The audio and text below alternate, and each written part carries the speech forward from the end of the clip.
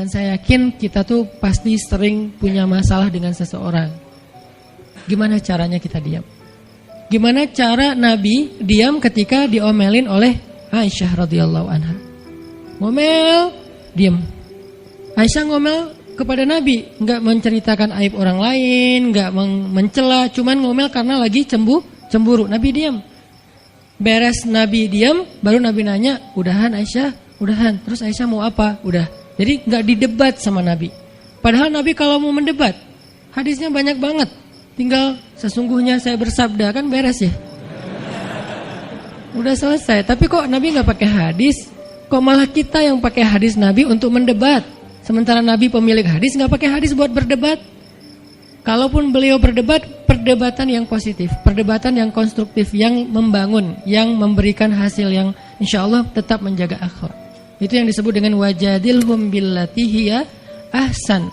Tapi kalau dengan keluarga, Nabi itu enggak suka debat. Istrinya ngambek, istrinya rame-rame enggak mau enggak mau ngomong sama Nabi, ya udah Nabi di mihrab ngomong aja sama Allah sama Jibril. Ternyata lebih dahsyat lagi. Ketika Nabi di mihrab ngomong sama Allah dan Jibril doang, akhirnya istri-istrinya lebih dari seminggu ngerasa kayak nasib kita gimana ya, kok Nabi udah enggak mau ngomong sama kita lagi, kok kita digantung gini gitu kan ya. Akhirnya turunlah ayat Al-Qur'an yang menegur istri-istri Nabi gara-gara perilaku mereka kepada Nabi. Ini menunjukkan bahwa ayat-ayat tentang diam itu menjadi solusi itu luar biasa loh. Dan saya pengen malam ini sebagai motivator, katanya sebagai motivator saya pengen memotivasi kita supaya kita percaya diam itu solusi. Diam itu keajaiban. Nggak usah komen itu ternyata, nggak nge-reply komen head itu ternyata bagus. Nggak usah terlibat dalam perdebatan di sosmed, itu tuh bagus banget. Saya hari ini tadi sore posting tentang update berita di Palestina. Ada seorang perempuan yang ditembak di perbatasan sama orang Israel. Kenapa saya turn off si komennya? Karena saya tahu ini akan mengundang emosi. Jadi takutnya malah kemana-mana kan. Jadi ngomong politik, jadi ngomong apa, mending di turn off aja deh. Tapi kalau yang lagi saya dibully, saya biasanya nggak nge-turn off. Yang di turn off tuh hal-hal yang sifatnya memunculkan polemik yang semakin melebar. Jadi kurang produktif. Akhirnya kita offin dulu komennya. Tapi saya tetap pengen share itu biar orang update berita dari sana tuh lagi apa. Dan mudah-mudahan saya berharap itu di-repost orang banyak. Akhirnya jadi minimal membangun awareness masyarakat dunia bahwa Palestina itu layak untuk merdeka. Dari dulu udah layak untuk merdeka sejak mereka dijajah oleh Israel. Itu aja doang sih kampanyenya. Tapi saya nggak mau kampanyenya melebar kemana-mana sehingga di-offin dulu aja komennya. Kenapa? Off komen itu kadang-kadang bagian dari diam baik. Ngapain juga kita ladenin komen yang macam-macam, walaupun mungkin komennya itu ada yang kita berpihak sama dia, sepaham dengan dia, ada yang beda. Tapi tetap aja saya lihat kadang-kadang komen itu berlebihan. Sampai muncul kalimat-kalimat mencela, sampai marah-marah, sampai caps lock tanda seru kan ya. Ini kan nggak nyaman lagi kan kalau udah kayak gini, mending diam. Nah di sini kita pengen belajar diam itu ternyata ajaib. Diam itu ternyata benar-benar kata orang emas. Diam itu ternyata solusi. Diam itu ternyata pembelaan diri yang paling efektif. Kalau selama ini kita masih percaya membela diri yang paling efektif ngomong. Membela diri yang paling efektif itu bikin postingan. Membela diri yang paling efektif itu bikin caption yang bagus. Membela diri yang paling efektif itu komen. Membela diri yang paling efektif itu minta pembelaan dari manusia. Ternyata mungkin itu benar, tapi ada yang lebih efektif lagi. Membela diri dengan diam. Dan gimana cara membela diri dengan diam sampai mendatangkan keajaiban? Itu yang akan kita coba renungkan malam ini. Oke, yang pertama kita akan baca kisah diam di surat Maryam, surat favorit saya. Coba teman-teman buka surat Maryam, surat 19. Di dalam surat ini ada 2 adegan diam. Pertama, adegan diamnya Nabi Zakaria. Yang kedua, adegan diamnya Maryam. Surat 19, surat Maryam, ayat 10.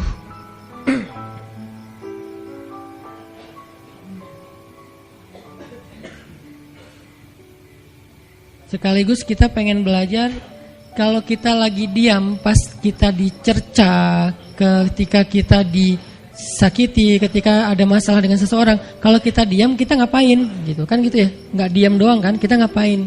Nah, di sini kita belajar surat 19, surat Maryam ayat 10 dan 11. Kita tilawah bareng-bareng ya. Saya baca, habis itu teman-teman ikutin. A'udzu billahi minasy syaithanir rajim. Silakan.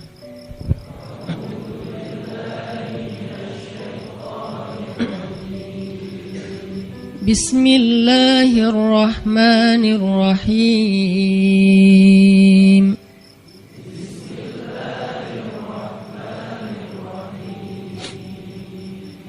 Qala rabbi ij'al li ayah.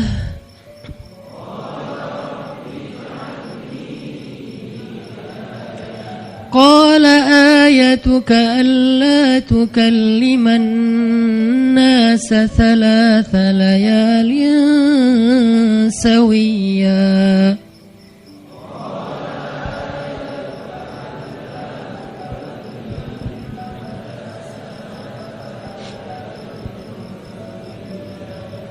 فخرج على قومه من المحراب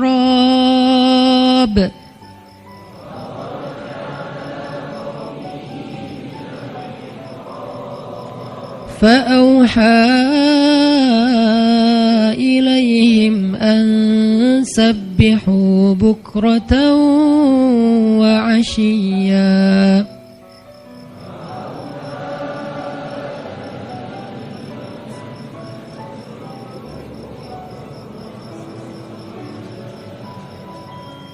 Berkatalah Zakaria, Rabbi, berikanlah untukku sebuah pertanda bahwa aku akan punya anak laki-laki. Allah berfirman, tanda-tanda bagimu adalah engkau tidak akan bisa berbicara dengan manusia selama 3 malam berturut-turut.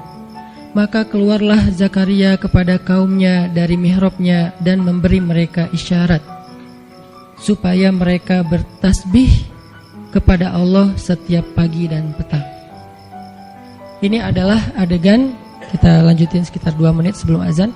Ini adalah adegan ketika Nabi Zakaria dapat berita gembira akan punya anak laki-laki.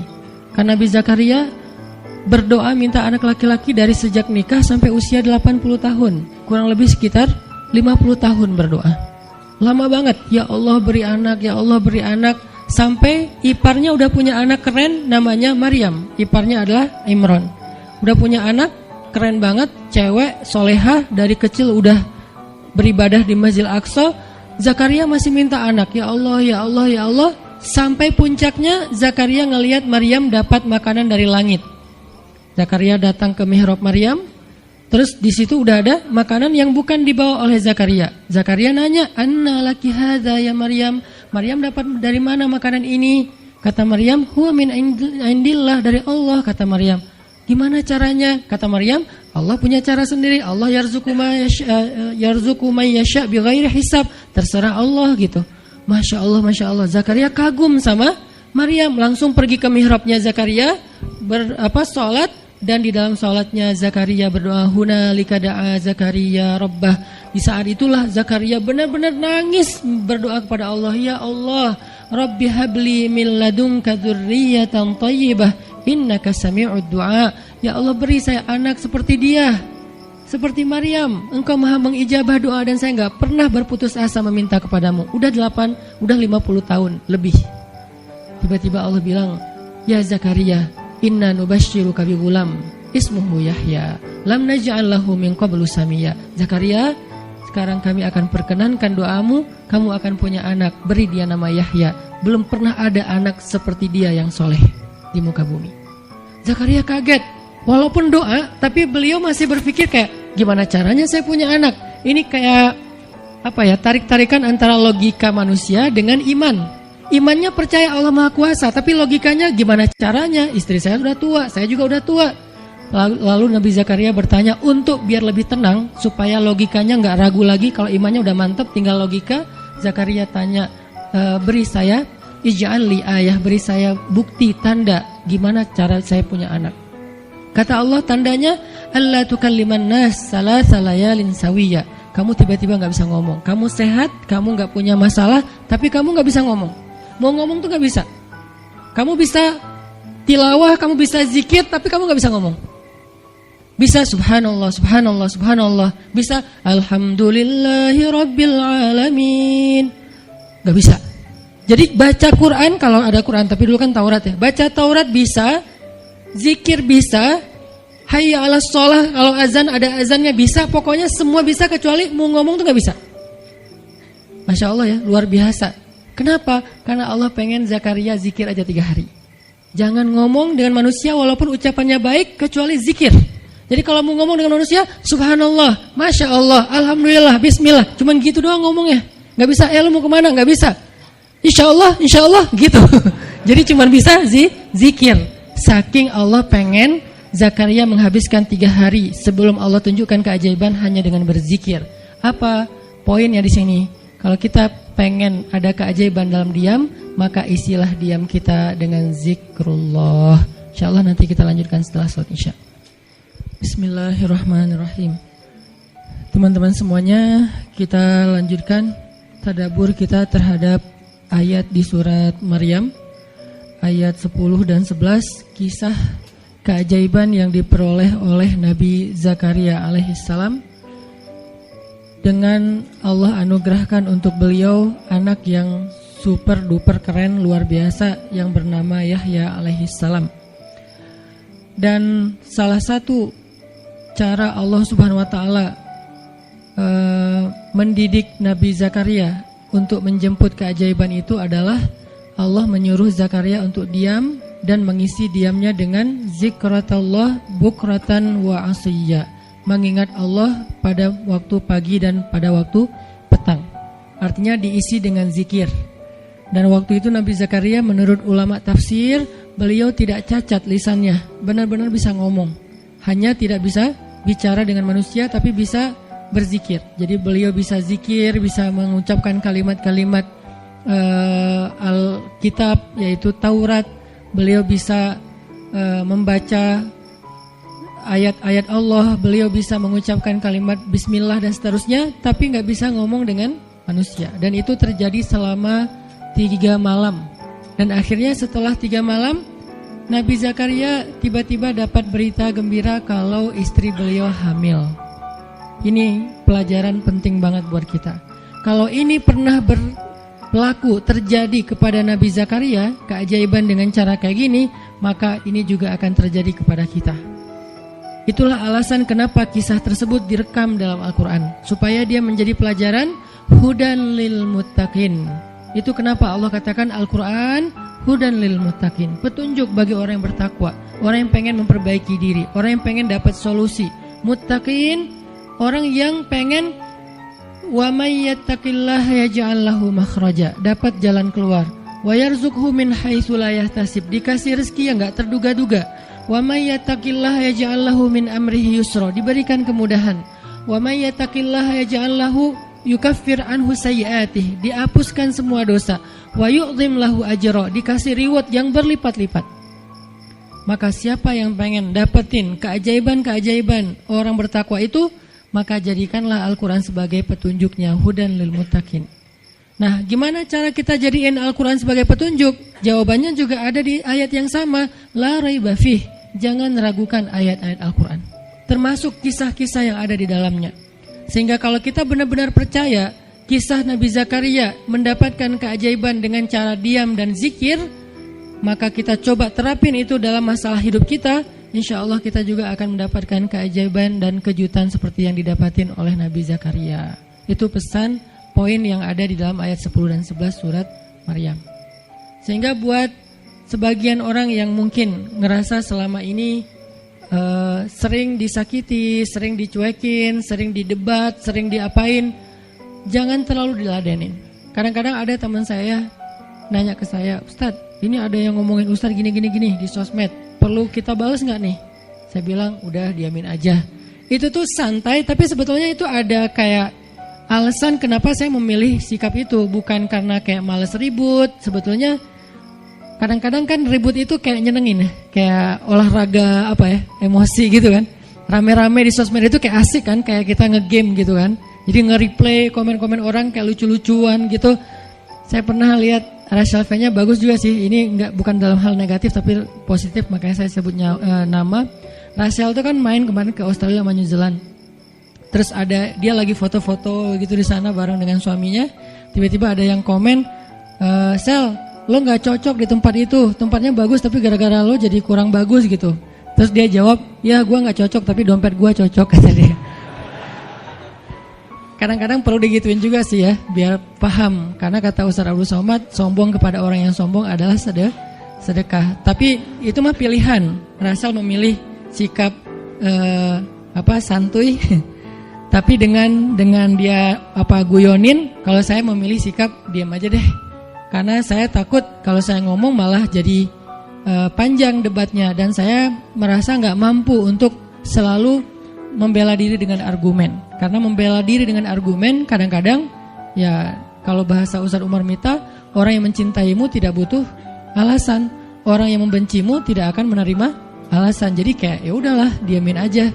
Ternyata dengan kita diam muncul aja keajaiban, banyak keajaiban. Jadi benar-benar saya percaya banget diam itu tuh keajaiban. Dan itu berlaku dalam dakwah, berlaku dalam masalah keluarga. Ketika istri lagi ngambek, dia misalnya komen panjang di sosmed, di WhatsApp misalnya, dia kayak misalnya namanya juga lagi ngambek ya, ngomong panjang di WhatsApp. Kalau saya sabar untuk diam, itu tuh beres dengan sendirinya dan akhirnya malah lebih baik. Tapi kalau saya kepancing, jadi kita balas-balesan. Sepanjang hari WhatsAppan terus nggak beres-beres, tapi hasilnya makin lama tuh tangan pegel, hati panas. Karena kayak pengen dia balas apa, oh balasin lagi, balasin lagi, terus aja gitu, habis energi dan kerasa gitu, capeknya tuh luar biasa. Tiba-tiba muka jadi lebih tua gitu kan ya, tiba-tiba berkerut semua, terus warna kulit makin doff gitu. Ini gara-gara efek stres kali ya. Jadi intinya adalah jangan diladenin, diamin aja setelah kita klarifikasi fitnah. Kalau itu berbentuk fitnah, tetap kita butuh tabayun, klarifikasi biar tidak menyebar fitnah. Tapi beres klarifikasi nggak usah diperpanjang. Berapa kali mungkin teman-teman ngelihat, mungkin saya pernah nggak ada apa-apanya sih dibandingkan Ustadz Felix. Kalau beliau lebih pro lah dalam masalah kayak gini. Kalau saya beberapa kali dibully di sosmed, pernah nggak saya ladenin? Hampir nggak pernah. Cuman klarifikasi maksudnya, udah beres, diamin aja, diamin. Sepahit apapun, sepanas apapun kalimatnya, yang kadang-kadang Ustadz nggak baca. Penasaran soalnya. Kalau kita diam karena nggak baca, mungkin nggak ada challenge-nya kan. Ini baca, komennya semua sampai ribuan itu satu-satu dibaca tuh. Oh gini ya, bisa gini ya orang ngomong teh. Terus aja dibacain satu-satu. Capek, cari air putih, minum lagi, baca lagi gitu. Terus sampai beres dibaca itu. Mungkin 2 hari lah baru khatam. Saking banyaknya komen. Tapi mencoba lagi belajar, bukan udah jago, enggak, sama sekali enggak. Mencoba lagi belajar, bisa enggak setelah udah panas banget, gergetan banget, beberapa udah bisa banget tuh dibalesin, di replay. Jangan deh, ada yang udah di replay panjang, dihapus lagi enggak jadi.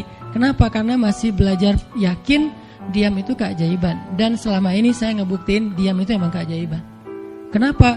Karena Allah pernah mengisahkan kisah Zakaria dan kisah-kisah yang lain, bagaimana mereka dapetin keajaiban dengan cara diam.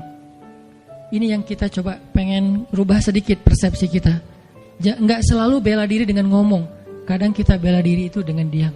Nggak selalu kita dapetin keajaiban itu dengan hanya mengandalkan manusia. Tapi justru kita dapetin keajaiban saat kita mengandalkan Allah Subhanahu wa Ta'ala. Itu tuh dahsyat.